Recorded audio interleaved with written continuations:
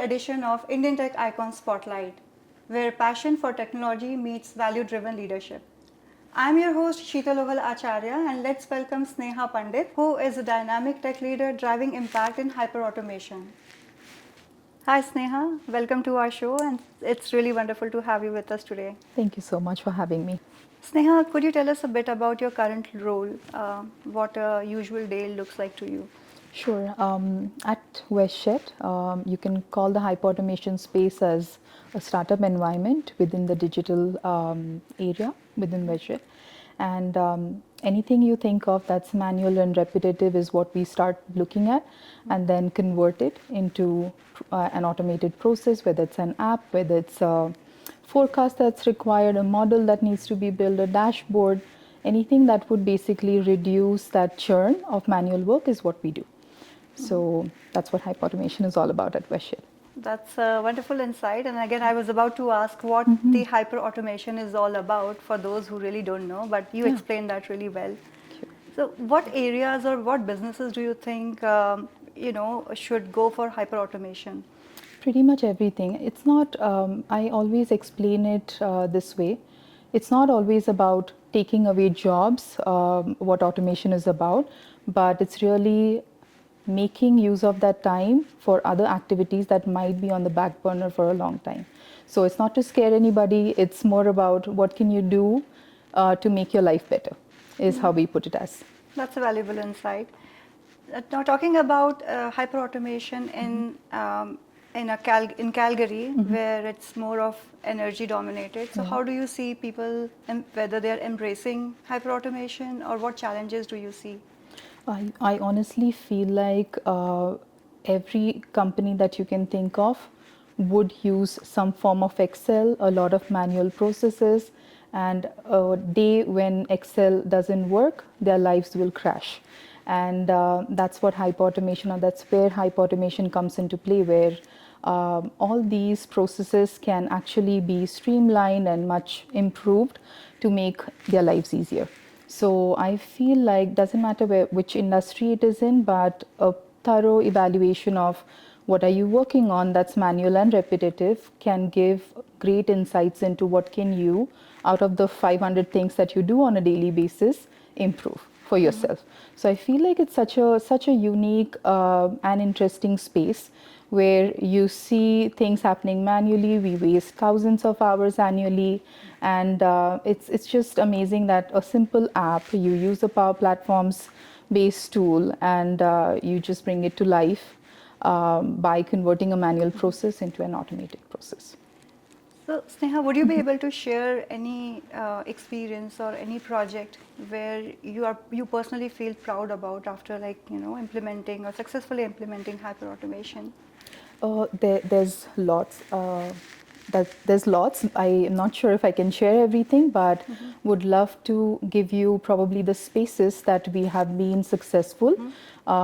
Financial processes. Finance is all about Excel spreadsheets, and sometimes there's 5 spreadsheets that do VLOOKUPs across 52 different tabs and pivot tables, and all of that happens on a daily routine.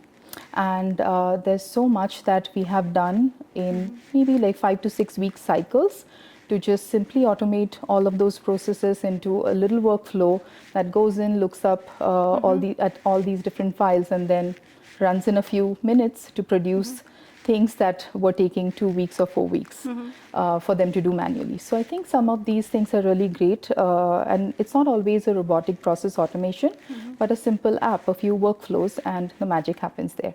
That's wonderful. Yeah. And what's the role of AI when we talk about AI in hyperautomation? Could be a lot of different things, but again, ethical use of AI is so important, and especially considering the airline industry, which could be vulnerable to AI if not used the proper way. So I feel like when we look at automation and somebody asking us to automate their process may not exactly be asking, and they come to you and say, hey, by the way, can AI make this happen? And we have to pause them there very politely and tell them that, hey, you don't always need AI, but maybe a simple workflow can do the magic for you. And again, like answering your question, AI would be so helpful when it comes to writing, I feel like, because that's an observation that I have made across these years, where you are stuck trying to think about what do I write and how do I write it better. And you need it for everything that you do, right, in the whatever industry you are a part of. But I feel like ChatGPT comes into play every place, and then you can have these AI models that you could use to make lives easier when it comes to writing. So I feel like that's a good one. Your voice prompts and the live chat agents, all those places I feel like specific to the airline industry is where it's easier to use AI. And that makes more sense in those industries. Yeah, that's a wonderful answer again, Sneha. Now let's talk about your team. Is your team spread across different locations, or? Yes. And okay. Yes. So how do you do that kind of collaboration, and how do you always keep them motivated for bigger projects? Yeah, so with us again, this is sort of a startup environment within the digital space at Vesha, right? So we have people working across Canada, and we do meet via Teams. We have our video calls, our stand-ups, and it's more about understanding, what's keeping them motivated and what's keeping them happy. Because to me, as a leader, I feel like what is extremely important to me is my team being happy. They're happy, they're going to be motivated to work automatically. So it's important to have those connections, because after all, we are human beings and we can't just be working through projects and talking about work all the time. So we do have our one-on-ones and conversations and talk about life and people and families and what they're doing. And it's more to see how they're doing otherwise, and if their mental health is okay, and how they're feeling and doing. So we do that over Teams usually, and I think that works wonders. And little celebration moments are always helpful, Much I needed. feel. Yeah. Sneha, in this ever evolving tech landscape, Yeah. what what are your thoughts on doing certifications versus hands-on experience? Sure. I feel like everybody has a different opinion about certifications versus going for a formal degree or just working. I feel like it differs from what a person is capable of or wants to do.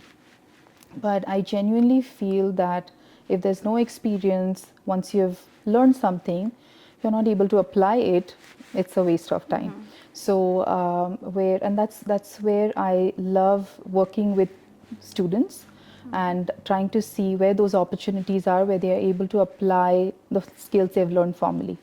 And if you ask me certification between real life experience, I feel like as long as there's that drive to learn something, um, you bring anybody with that kind of demeanor, and they're okay to just be there at the job and learn and keep going and be successful.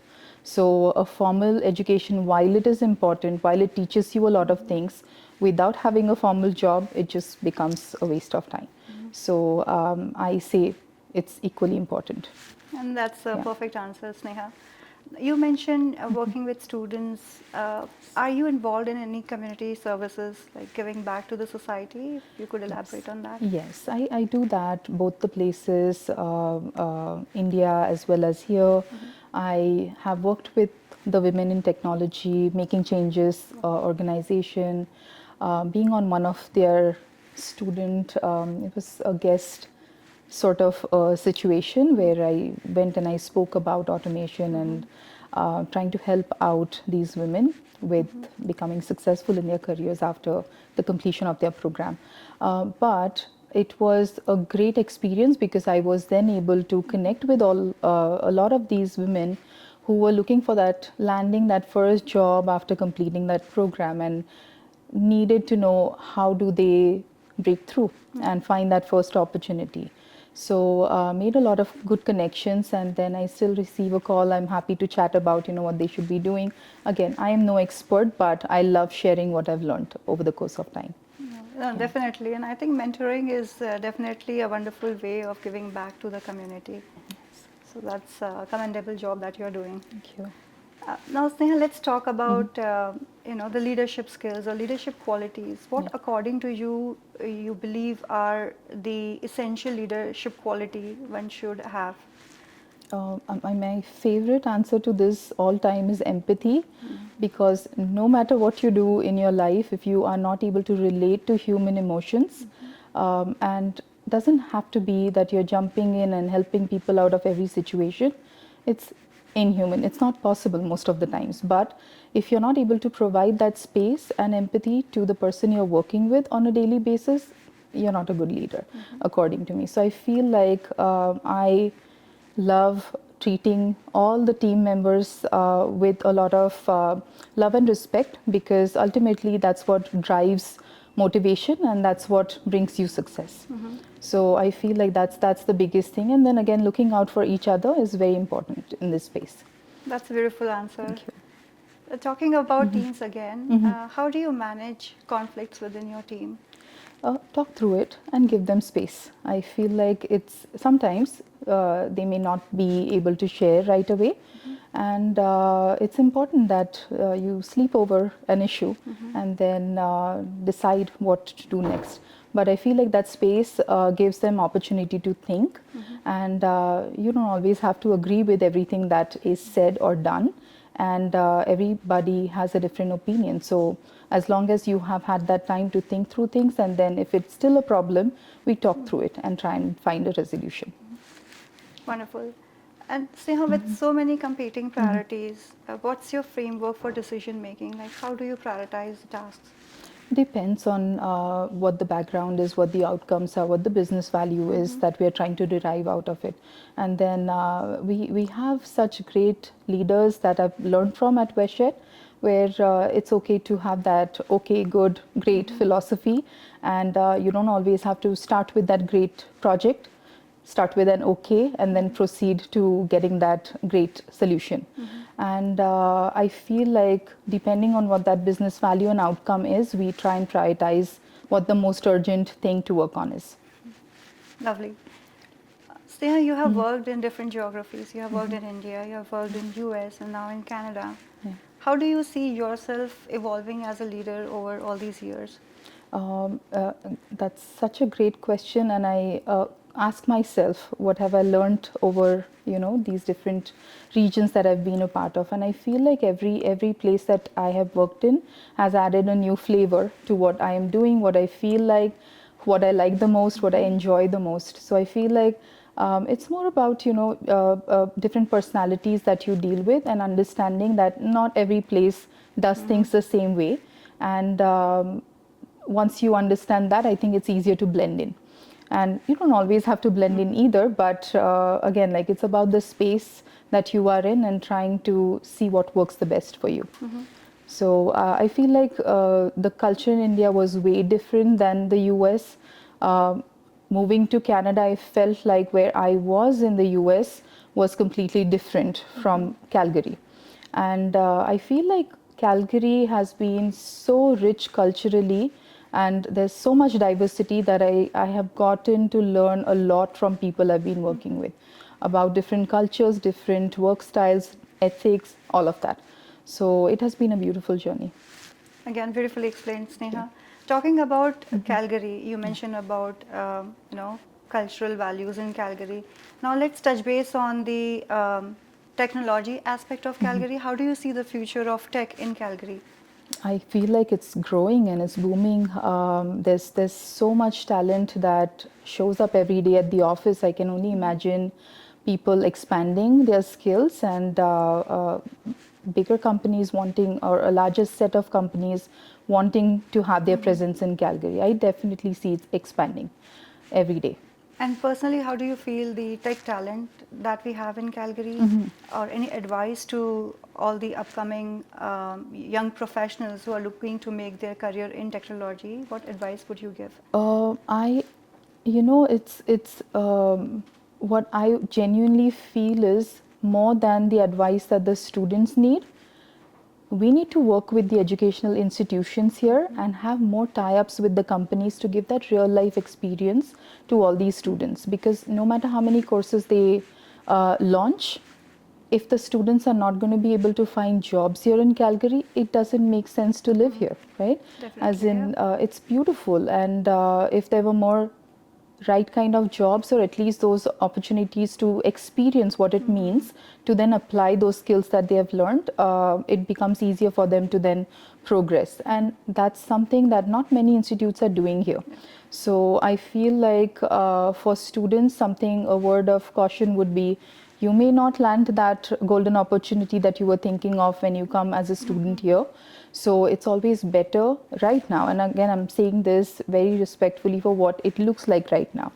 Uh, if they are able to get some experience and then come, it just becomes easier for them to find that job. But if not, it's a tough journey, and I feel like the situation might be different 5 years from now.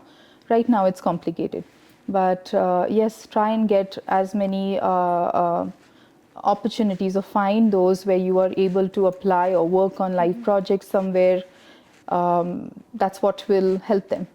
Otherwise, it's not like India, where kids get, or kids, students get opportunities to then directly be placed Campus, and yeah. work. That's a better setup, I feel, as compared to here. But I feel like the quality of education is way better. So as long as universities and institutions are able to find ways to connect these students to the industry leaders, I feel like it would be beneficial. That's a wonderful piece of advice. Thank you. Thanks for sharing that insight, Sneha. Now let's talk about about the mentors in your life. Was there someone maybe from your college days, any professor or mentor, or any family member who inspired you? Yeah, I want to begin with my family, because I've been surrounded by really amazing people who have, maybe they were not as privileged as they could have been, and but yet they tried to find ways to get us the best quality education that we needed to be successful in our lives. So parents, my in-laws, my husband, everybody has been amazing and very supportive. And then I feel like when I first moved to the US and was volunteering at the library or many other places that I have volunteered, I have met these really, really amazing people who help me connect those dots and try and figure out what I enjoy the most. So there have been not one but many, many people in my life who have played significant roles when it came to identifying what I like the most. And we would love to know more about your early days, from where it all started. You come from Pune, which is Yes. known as the heritage for the education. Yes. There are a lot of good colleges, and it's popular for education. So Yes. let's touch base. We have talked a lot about technology, about the tech landscape in Calgary. Now we would love to know more about your early days in college. How were those, and also Yeah. about your hometown and upbringing. Yeah, that sure. I would love to share details on that. Um, I was born and brought up in Pune. Went to a very good school, and from there the journey started to explore and see what I like the most. Ended up studying chemistry for whatever reason it happened for my undergraduation in Pune, and from there went to get my first master's degree in computer management again in Pune. From there found a job, started working, and then ended up again working for a college affiliated with the University of Pune. From there, moved to the US and got another master's degree, and then one job after the other, and here I am. Lovely, and that's a wonderful journey, Sneha. Talking again about your college days, what kind of student you were? I want to say I was a good student, but I feel like I was dealing with a lot of different things outside the college. I used to tutor. I had lots of students coming home for tuitions, and that's where most of my time was spent. And I feel like that kind of has contributed to me wanting to be around students and trying to see how I can make their lives better. I get a lot of happiness out of it. So. College wasn't a 9 to 5 thing where I was going in every day and doing things, because I wanted to rush home, be back, and do what I was doing also gave me some money, so I felt proud about it. And yeah, it was that kind of an experience. So helping students and mentoring, that is coming from your early days. Yes, yes, That's yes. lovely. Now let's talk about your family a bit, Sneha. Who all are the key members or key anchors in your family right now? Right now, it's my parents, my husband, my daughter, my mother-in-law. So everybody has played a different kind of a role. I feel like my husband has pushed me way too much. Otherwise, I wouldn't have been where I am, honestly, because he's not just supportive, but he's not the one who'll hold your hand and take you around places. He's like, you got it, you do it, and I think you know what to do. And that kind of helped me figure out. Otherwise, I'm very sure I would have been the shy, not so outgoing kind of a person that I used to be. So Yeah. that's perfect, right? Do it yourself and you Yeah. will learn. That's Yeah. the Yeah. best way to learn. Yes. Now, out of all this, from your busy schedule, and I'm sure your husband is also very busy in his Yeah. work. So, how do you both strike out that balance and maintain a healthy work-life balance, or take out time for family? Yeah, we need to take turns obviously because it's a busy life, and here you don't have as much support and help that you have back home in India. So we take our turns. We try to see what we need to do with the child that we have, and she's a beautiful 9-year-old daughter that we have. Very bright, so we need to make sure that she's engaged and that she's getting to learn that she needs to learn. So yeah, I feel like it's tough sometimes. We have our days, but we are able to somehow manage taking turns and striking that balance. Has she ever asked you what work you do, or have you ever tried explaining her to what She exactly you do? does. She loves listening to me when I'm on in the meetings. She hears me and she's always very curious as to what are you doing, and I have to explain to her. Too young to understand that, but I feel like she would get it easily if she was doing it actively. Yeah. Nice. Now, talking about Sneha,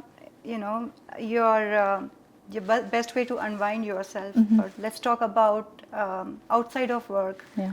What you enjoy doing most? Any hobbies or interest? Yeah, I love yoga. I love painting. I'm not an expert again, but it just helps you calm down and it helps you concentrate and focus. And it's just a nice, relaxing way to spend some time outside of work. For So sure. that's what we do. Nice. Sneha, it was really wonderful chatting with you, and thank you for sharing all the valuable insights. Now we are almost nearing the end of our wonderful discussion, and now we have to switch to the rapid fire round. I'm going to ask you some questions, and I would expect some quick answers from you. Okay? Sounds You fun. ready? Yeah, thank you. Okay, let's start. What kind of person you are, morning or night? Depends, but mostly night. Okay. If you could automate one part of your daily life, what would it be? Laundry. Okay, I'm aligned on that. One skill every woman in tech should develop. I wouldn't say one, but constantly keep upgrading your skills. Lovely. Select one. Code or strategy? What excites you more now? Strategy. Okay. One tech buzzword you secretly dislike. AI. Everybody uses it every single day. Should disappear now. Plan everything or go with the flow. Go with the flow. Okay, nice. One app you check first thing in the morning. Instagram. I'm guilty. That's an honest answer though. Now coming to the last question. If you had a time machine, now select one, past or future. Future. Beautiful. And that takes us to the end of our rapid fire round, Sneha. And thank you so much for joining us today, for taking out time and sharing the valuable insights with us. Thank you so much for having me. It was lovely talking to you. Same here, Thank you. Sneha. Thank you. Thank you so much. बहुत humble किया.